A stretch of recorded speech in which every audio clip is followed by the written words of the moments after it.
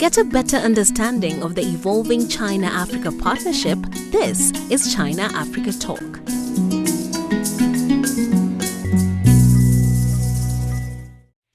From July the 1st to 11th, Namibian President Netumbo Nandi-Ndaitwah paid a visit to China, her first state visit outside of Africa since taking office.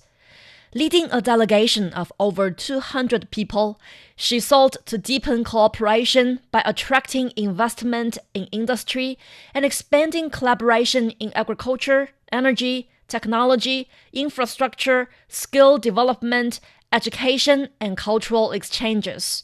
She made stops in Guangdong and Sichuan provinces to learn about China's development experience before coming to Beijing for meeting with Chinese leaders. And the two sides announced the elevation of bilateral ties to a China-Namibia community with a shared future for the new era. Welcome to China-Africa Talk. I'm Gao Junya. What have been the key outcomes of the visit? What will define the next chapter of China-Namibia ties? I sat down with Kaire Mbuende, Director General of Namibia's National Planning Commission, on the sidelines of the Namibia-China Trade and Investment Conference on July the 9th. Dr. Mbuende, thank you so much for taking this interview with us, China-Africa Talk, and welcome to China. Thank you very much. It's a great pleasure being here. Thank you. And first of all, could you just please share some of the priorities of this visit and some of the outcomes that may have been achieved so far? Well, I think this visit is based on the strategic partnership that Namibia has with China. Since our president came to office, she had to reach out to a number of our friends who have been supporting us over the years, both politically as well as economic. And therefore, in fact, China was the first country outside Africa to be visited by our president. And that just underscored the importance that we attach to the relationship that we have with China. And you've also been to Guangdong and Sichuan provinces. Yes. Can you share some of the highlights of those trips? Yes. And the reason that we didn't want to make this just a political trip. You come to Beijing and you have some political talks, but also we reach out to those provinces. We met the provincial political leadership. We met the private sector. And we were also trying to connect some of our own regions in the country with this so that we can also have partnership between some regions in Namibia with Guangdong or with Shenzhen. So it was a comprehensive trip. But of course, the focus was also on the economy. There's a lot of interest by Chinese company, especially in critical raw materials.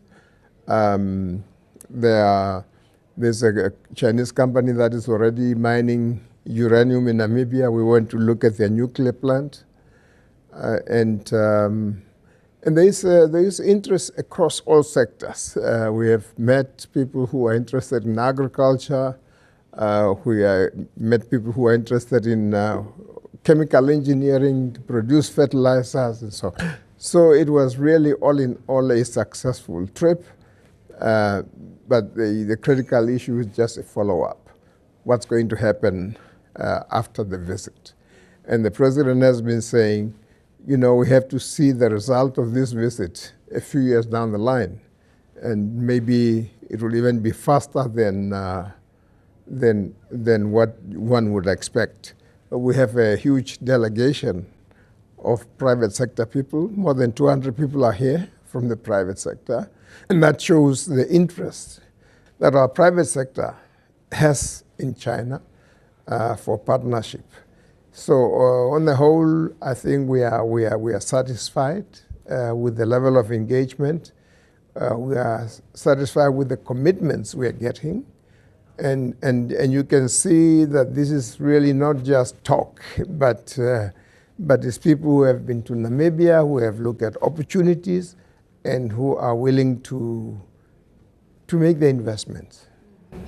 And when it comes to the Vision 2030 of Namibia, yes, we know that Namibia is striving for its industrialization, of course. It is aiming to become an industrialized and prosperous nation in 2030. What role can Chinese investment and Chinese companies and technology play in that process? Well, for me, I have followed development in China from the 70s, the 80s, and 40 years ago, I was here. It was a different country. Look at what it is now. So that's a sense. That's a source of inspiration on the one hand, but also I believe there will be there are opportunity for a win-win opportunity. China being a large economy, Namibia being resourceful, and we believe that the few Chinese company that will reach out will attract other company also from China to come and invest in Namibia, and it will also attract Chinese competitors to also take advantage of this country. So we believe that China has a very important role to play, the Chinese private sector, and of course the government, because we have very close relations, and with minimal investment, we can really see that kind of transformation. Of course, investment is a slow process. It takes time. But I believe that the amount of investment that we expect, both from the private and the public sector, could be attained. And that is what is needed to actually transform our economy into that newly industrialized state that we all desire.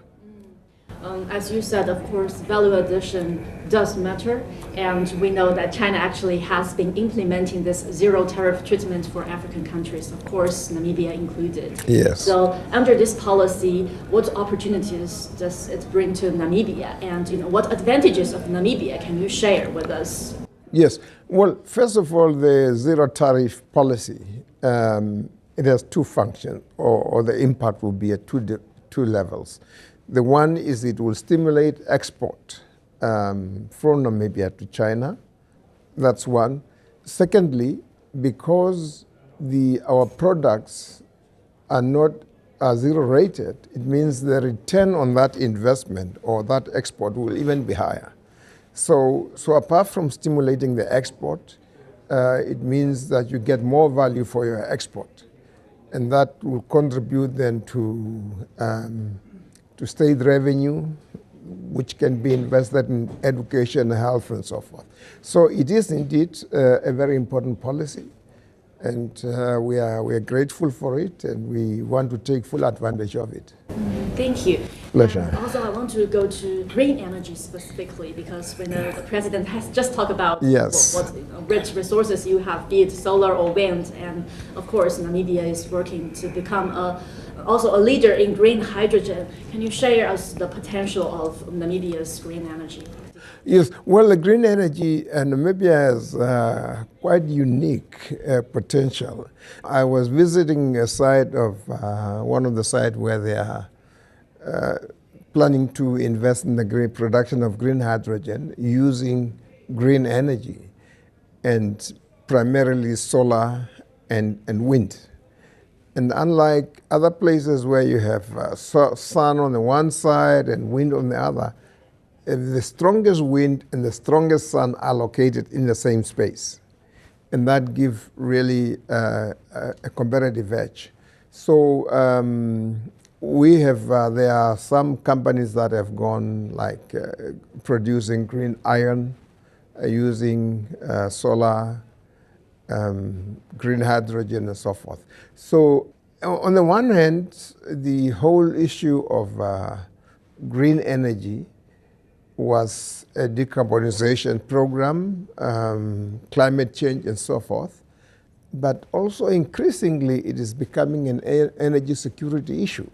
And therefore, the demands has now increased. And we'd like to take advantage of this window of opportunity because every crisis creates opportunities. And I think this is a great opportunity for the green energy transition. And we know China is actually a front runner when it comes to green energy development. Yes. There are some of the projects maybe co-produced by Chinese companies and the Namibian side as well. And also, what role do Chinese technology and expertise play when it comes to green energy development in Namibia? Well, I think, China is a little bit of a latecomer into that space, but as usual, coming late and with full force. Therefore, on the green energy front, for example, Chinese equipment already are being acquired by companies in Europe and elsewhere for investment for their operations in Namibia. And therefore, China is leading in equipment production, in technology production, and we see the impact of that, including on the energy transition issue. And you also mentioned agriculture. I think it's a quite important sector for Namibia's development. And with this zero tariff policy, what Namibian products can we expect here in the Chinese market? I know we have Namibia beef already. Yes. Well, beef is one. Grapes, it's also another one which has been under discussion. But also, of course, we are talking about export and trade, but also what we also want to see is involvement in production, because trade is always an effect of production. If you don't produce enough, you don't trade enough. And therefore, we like to see investment in agriculture. And Namibia, of course, is a dry country. We have interesting project where the Chinese company is involved in desalination of water through the joint venture between our water corporation and USAP uranium mine, which is owned partially by Chinese. So therefore, the agriculture will not only depend on the traditional production, but we see it getting to a different levels with greater irrigation, desalination of water, and so forth. Yeah, we've been talking about green energy. I believe, of course, green development of the agriculture sector is also the way to go, right? Yes. And we can't skip tourism when it comes to Namibia. Yes. Actually, I think last year China entered top 10 overseas tourist source of Namibia. Yes. Yes. So how significant does the Chinese market play to Namibia's tourism sector? And also, what are your messages for the potential Chinese tourists? Yes. No, it's very, very, very interesting. Of course, economy is always about population. and Chinese is a large population. And also, with relative welfare, you have good standard of living, and therefore, if you can see the investment from poverty reduction to a more quality of life, and as part of that quality of life, tourism will become a factor in that. So we expect a lot of inflow of Chinese tourists into Namibia. We are working at the early stage with Huawei to create what we call a smart city, and that will create then security, and reduce crime, and that will automatically also stimulate tourism, because if a tourist knows that I can walk safely to any corner of Namibia because of the security that this smart city concept provides. So again, that is another area of interest, and it will have direct bearing on tourism. Maybe in a nutshell, you can send some of your messages to the Chinese tourists about Namibia's tourist potential and also the resources. Yes. Well, Namibia's tourism has always has not been a mass tourist country, as you know. because of the fragile ecology, but we have the desert, you have the wildlife, and it's diverse because some countries have one particular area, but we have diverse offering from the desert to the wildlife, and now increasingly also to science and innovations. You know, we are busy with putting up an observatory to be able to observe the black hole, as it were. And for science, yes, astrology. And so from astrology to wildlife to desert, and the beach, of course, which is not so warm, but again, which has got its own attraction. So Namibia is a place to visit, and you will feel safe and feel welcomed. Definitely. I think several African countries, when it comes to the tourism promotion, they would do a package because maybe it's not that close for Chinese tourists to go there. So they would promote a package, for example, to visiting Namibia, Zimbabwe, or South Africa at one time. But it also, I think, to some extent, it highlights the geographical location significance of Namibia. You're kind of like the president talked about the logistic hub. Yes. I think it's not only logistic hub, right? It's also a gateway to Southern Africa. To Southern Africa. Yeah. And we have this transfrontier game with Botswana, Namibia, and Angola. So, and of course, a lot of tourists also now, they don't only have one destination, they do multi-destinations. You know, you go from South Africa to Botswana to Namibia and so on. So, and we have to increasingly see how to coordinate that. But in terms of what Namibia has to offer, is a vast country, and you will not be bored. You will always have something to do. Speaking of, it's a gateway role when it comes to other countries in Southern Africa. Can you share the significance of Namibia because it has a proximity of the Atlantic Ocean, the wall with Spain? So, what role do you think Namibia can play when it comes to for African exports to go to the Chinese market? Yes. No, we are now developing Walvis Bay as a logistic hub. We are also developing the port of Lutherits to take some pressure off Walvis Bay, and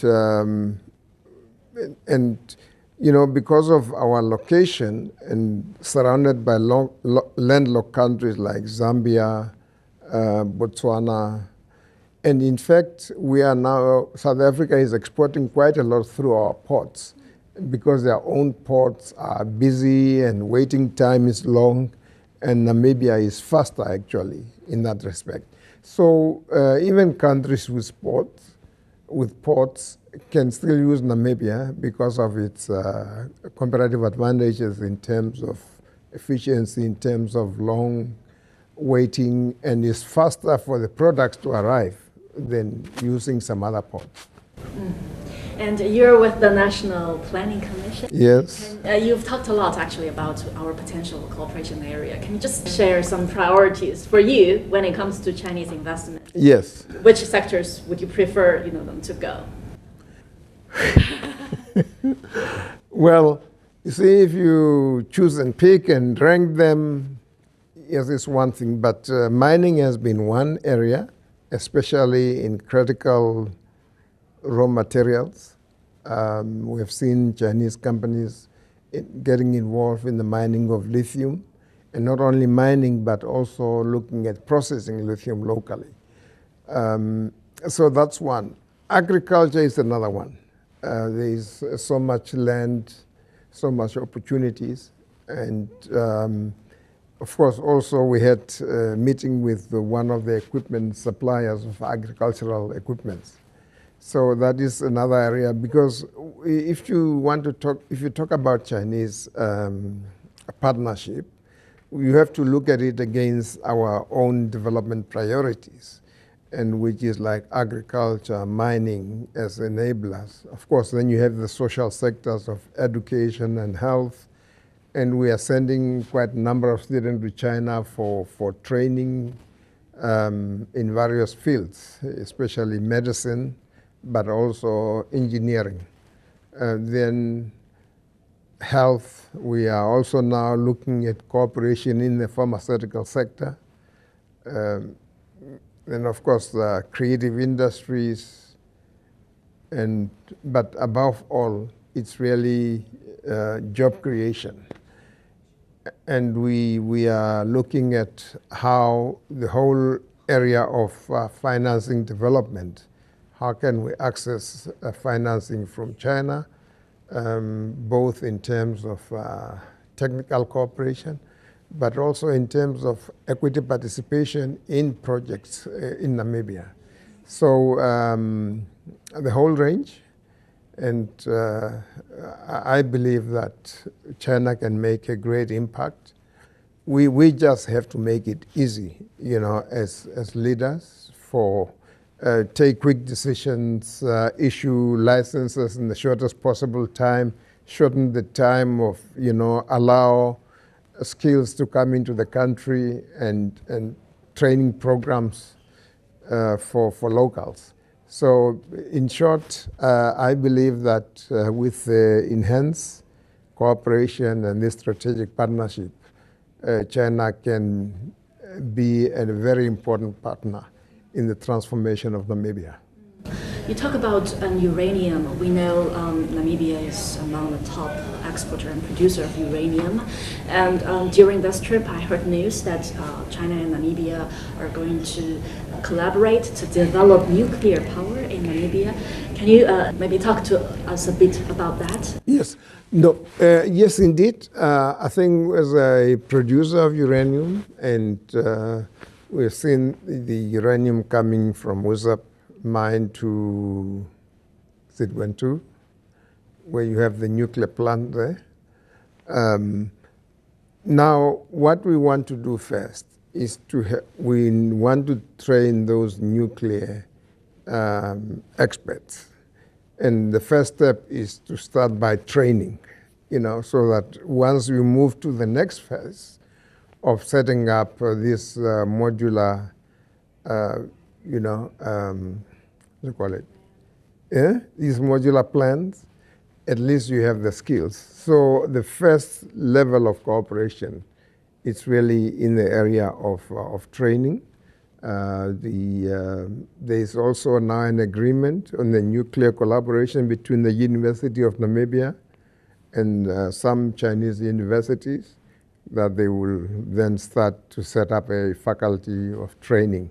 So we start with that level, build capacity, and then transition to various, because nuclear has so many applications, from energy to medicine and to, and in that whole basket, we'll see then what to focus on.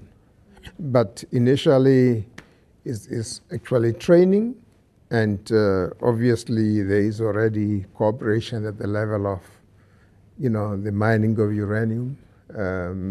Chinese companies now involved in mining uranium in different sites, and is growing. Okay. Last but not least, Dr. Mbuende. Yes. You said you first came to China back in 1984. Yeah. Yes. Just over the years, can you share some of your observations on China's development? Maybe one or two stories you can share. Yes. No, I think when I came here the first time, and the irony of it, I was coming from Europe, where I was studying.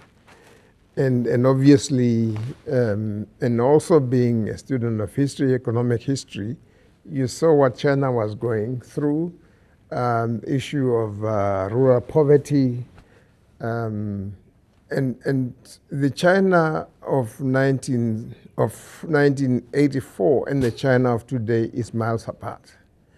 I would like to liken the experience of Europe with the US. when the Europeans were migrating to the US, it was a new world where technology was developing and so forth. And China has now become the new world where everything is happening. And we see even European companies making use of Chinese technology, American companies making use of Chinese technology. So that is what we have seen. We have seen a backward to a leader in so many sectors.